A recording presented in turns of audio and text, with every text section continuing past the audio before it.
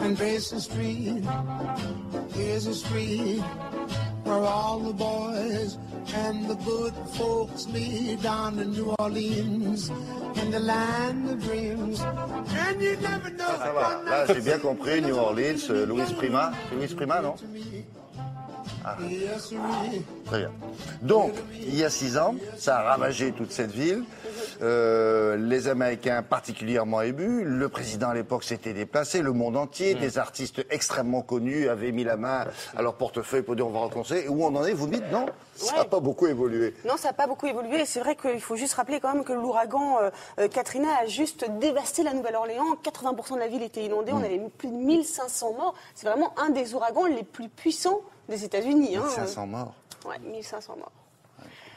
Dans le courrier international de cette semaine, à la page 22, effectivement, on retrouve l'article d'un journaliste du New York Times Magazine qui revient sur un quartier en particulier qui est le Lower Nance Road. Ce quartier, en fait, c'est un des quartiers qui a été le plus touché par l'ouragan Katrina. C'est le quartier dont les médias parlaient absolument partout parce qu'il était assez représentatif finalement du désastre de la Nouvelle-Orléans.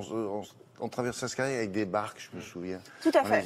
Puis tout était écroulé. Le type, on voyait le type solitaire qui dit « Je reviens chez moi, il est en barque ». C'est ça. Ouais. Et puis les gens attendaient sur leur toit aussi. Oui, c'est ça, pendant plus d'un mois, les maisons sont restées vraiment sous l'eau.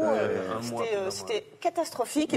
Et donc ce quartier, le Lower Nance Road, a été totalement abandonné pendant toutes ces années, en fait, après Katrina. Parce que c'était un quartier pauvre, un quartier à majorité noire. Et donc on s'est rendu compte qu'il y avait vraiment des différences raciales et donc sociales. Aujourd'hui, ce quartier est devenu le symbole de la reconnaissance de la Nouvelle-Orléans, et on explique tout de suite pourquoi. Alors, je suppose qu'il y a beaucoup de projets. Où il en est ce quartier actuellement là? Alors, ce quartier, il y a encore pas mal de dégâts, ça c'est clair.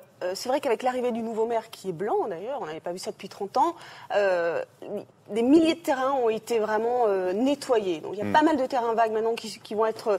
des entreprises privées vont s'en occuper. Mais ce qui est très important à dire, c'est qu'il y a des associations caritatives en fait, qui ont aidé ce quartier, et entre autres celle de Brad Pitt, Make It Right. On reconnaît très bien d'ailleurs, c'est Make It Right. En fait, c'est fais-le correctement, fais-le bien. Fais-le bien. Voilà. On reconnaît très bien les maisons de Brad Pitt parce ce sont des petites maisons sur pilotis avec des très jolies couleurs, avec des formes un peu bizarres. Donc c'est écolo en plus et design parce qu'on a des panneaux solaires. Donc voilà, il y a ça comme projet bien évidemment. Il y a une cinquantaine de petites maisons qui ont été construites. Il y en a 150 qui sont prévues. Voilà. Il y a évidemment... On appelle ça la maison Brad Pitt. Ouais. Ah oui, t'habites une maison de Brad Pitt? Ouais, moi aussi, c'est bien. Et c'est assez grand finalement. Mais ça a permis à pas mal d'habitants pauvres qui n'avaient pas les moyens de reconstruire leur maison, de pouvoir réinvestir les lieux, de pouvoir réinvestir leur quartier. Je ne sais pas si en cas d'inondation ça suffira, parce que celle de gauche est assez haute, celle de droite, oui. Alors normalement, ce sont effectivement des maisons qui sont faites pour être protégées des inondations. Ouais. Bon. Après, elles sont aussi accessibles au niveau du toit, donc voilà.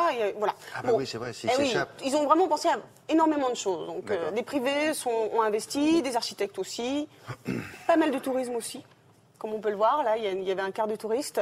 Malheureusement. J'ai vu ça. Cajun, là. Oui, voilà, c'est ça. C'est un quart de touristes en fait qui. Alors les plus grands tours opérateurs des villes ont organisé des tours Katrina. Donc effectivement, d'un côté, ça les aide pas mal, et puis d'un autre, les habitants voient ça pas forcément d'un bon œil. Oui, ça fait un peu zoo. Et on peut les comprendre. Ouais, voilà, c'est exactement ça. Il est interdit de jeter des bananes. Ok, merci beaucoup.